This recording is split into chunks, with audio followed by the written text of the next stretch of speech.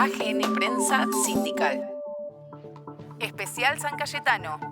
Gildo Honorato reflexionó sobre la importancia de este encuentro en la revitalización de paz, pan, tierra, techo y trabajo. San Cayetano se convirtió para los trabajadores, para los desocupados en la República Argentina, en un emblema de resistencia, lucha y construcción política.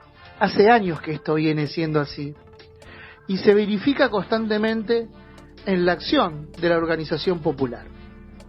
No son solamente los movimientos sociales quienes durante esta fecha históricamente se movilizan, sino también las organizaciones sindicales.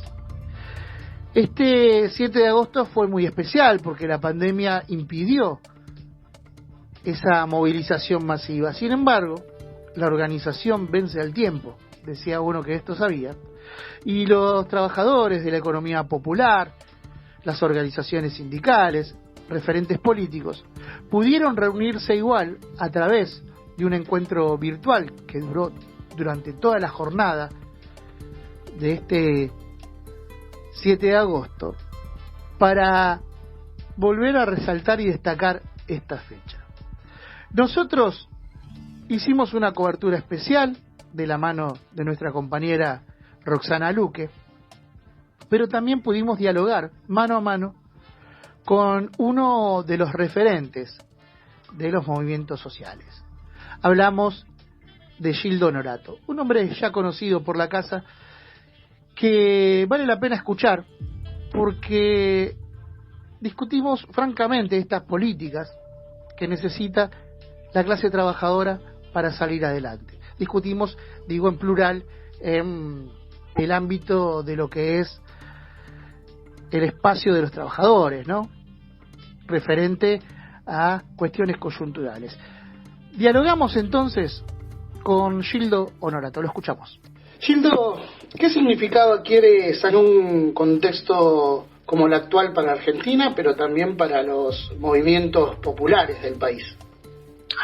Bueno, San Cayetano es el patrono del pan y del trabajo, tiene un impacto muy fuerte en los sectores populares, practicantes o no, todos reconocen en él un símbolo de la pelea por el trabajo. Los movimientos populares lo hemos asumido como parte de nuestra bandera, de unidad, de dignidad y sobre todo uniendo la fe y la lucha popular que durante muchos años han estado muy alejados. En este marco de pandemia tan excepcional, donde los niveles de pobreza, de desocupación y de desarticulación del tejido social, producto primero de la pandemia macrista y posterior de esta pandemia global que estamos viviendo, la reivindicación del trabajo para los movimientos populares es central y en función de eso mañana estaremos haciendo una muestra virtual de cada una de las unidades productivas en todas las provincias y cada rama de la actividad de la economía popular. En este marco, y de acuerdo a lo que venís señalando, teniendo en cuenta el trabajo como eje vertebrador de la cohesión social, es importante que Argentina empiece a dar pasos en ese sentido, abandonando un poco ese estado de asistencialismo que por obligación se va gestando. Es fundamental reconocer que el incremento de los subsidios no ha hecho más que estructuralizar la pobreza. De las 800.000 familias que recibían la caja PAN en los años 80 a las 10 millones de familias que reciben el IFE, lo que ha sucedido en el medio es un incremento del presupuesto en subsidios y en planes que poco han aportado más que a la contención, y nosotros tenemos que pensar un país donde el trabajo sea la principal política social. Tenemos que pensar un país donde las unidades productivas de la economía popular puedan producir, puedan generar alimentos, puedan generar mano de obra, y por sobre todas las cosas tiene que haber legislación para que estos sectores de la economía tengan cada vez más niveles de permitan alcanzar la dignidad que cualquier trabajador y cualquier trabajadora se merece. En ese plano también es necesario recuperar el sentido del valor que tiene el salario como ente dinamizador de la economía. Sin lugar a dudas, el salario tiene que ser la retribución por un trabajo. Y para nosotros, en el marco del debate que se está dando a nivel mundial y en Argentina también acerca de la renta universal u otro tipo de políticas sociales, nosotros en ese sentido somos muy firmes. Que para salir de la crisis en el marco de la pospandemia, los ingresos que reciban los sectores populares tienen que estar vinculados a la planificación del trabajo, porque es el trabajo lo que dignifica, es el trabajo lo que ordena, es el trabajo lo que permite un nivel de integración a aquellos que han quedado descartados producto de este capitalismo tecnocrático y financiero. En función de eso, creemos que es fundamental fortalecer la unidad de los movimientos populares y la unidad del conjunto de la clase trabajadora, porque hoy sabemos que nuestra clase está compuesta de distintos estratos, los informales, los formales privados, los formales públicos, los precarizados y también los de la economía popular. Ese nuevo mapa de trabajadores y trabajadoras nos ha permitido reconocer también que empleo no es lo mismo que trabajo, porque la economía popular se genera sus propias fuentes de trabajo, la mayoría de las veces autogestionado y sin patrón, y eso tenemos que plantearlo también en políticas públicas para que el Estado reconozca que hay otra realidad en el mundo del trabajo que tiene que ser abordada con todos los instrumentos para construir dignidad. Se conoció en las últimas horas una proyección de UNICEF en torno a lo que implican los índices de pobreza para la infancia, donde se habla que hacia fin de año en el país va a haber 65% de los chicos en la pobreza, precisamente. A estas políticas estructurales hay que contraponerle realmente políticas estructurales que permitan transformar el tejido social. ¿Cuáles son los aportes que debe tomar el gobierno desde los movimientos populares para construir de abajo hacia arriba una política social que nos lleve, valga la redundancia, a la justicia social? Primero, las comunidades de base han demostrado mucha creatividad para generar sus puestos de trabajo, para generar sus fuentes de ingreso y para organizar a la comunidad. El liberalismo destruye el trabajo, destruye el tejido social, destruye la esperanza y destruye la vida comunitaria. Los trabajadores y particularmente la economía popular genera trabajo, genera solidaridad, genera comunidad, y en ese espíritu creativo de abajo hacia arriba tiene que ir motorizando la economía. Esa economía tiene que tener un lugar en el Estado, por eso hemos celebrado hace unas semanas cuando se generó el Registro Nacional de Trabajadores y Trabajadoras de la Economía Popular, porque es un primer paso para institucionalizar, para reconocer, para saber dónde están, qué hacen, a qué actividades se dedican, millones de habitantes de nuestro país que han estado invisibilizados. Sin ir más lejos, el IFE esperaba el Estado 3,5 millones de inscriptos y tuvimos casi 12 y casi 10 millones lo están cobrando.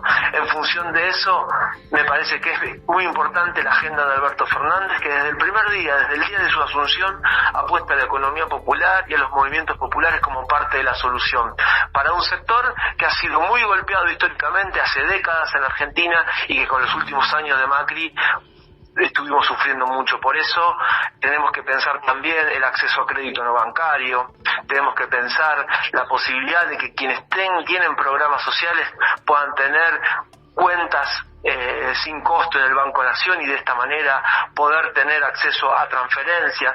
Necesitamos pensar capacitaciones, necesitamos fortalecer las unidades productivas, es decir, una batería de políticas hacia el sector de los más postergados para de esta manera construir un camino que nos permita dignidad, legalidad en el trabajo y poder dar vuelta la página en la Argentina para que el paradigma vertebrador de los sectores populares no sean los subsidios, no sea estar en la pobreza estructural, sino que sea el trabajo como destino de dignidad.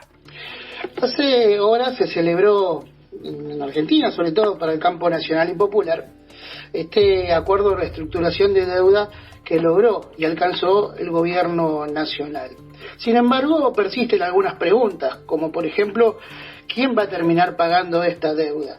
¿Qué análisis hacen ustedes desde UTEP, desde los movimientos populares, desde el campo social, teniendo en cuenta que la experiencia que ustedes atraviesan es la experiencia del territorio y a veces la realidad discursiva choca con esa realidad que se vive en los barrios? Por un lado, es bueno llegar a un entendimiento con los acreedores. Segundo, creo que esos acreedores han sido enormemente beneficiados por la timba y se han llevado muchísimo dinero de nuestro país. Tercero, la deuda principalmente es con el pueblo, es con lo que han sufrido todo este proceso. Y ahora viene la negociación con el fondo. Nosotros entendemos que es importante lograr una instancia de acuerdo con los acreedores. Entendemos que el Estado tiene que recuperar acceso a los mercados, pero por sobre todas las cosas, pensando en el futuro y en la negociación con el fondo, no podemos seguir hipotecando el futuro de nuestras generaciones a lo que es la esclavitud que genera el sistema financiero ante los Estados-nación.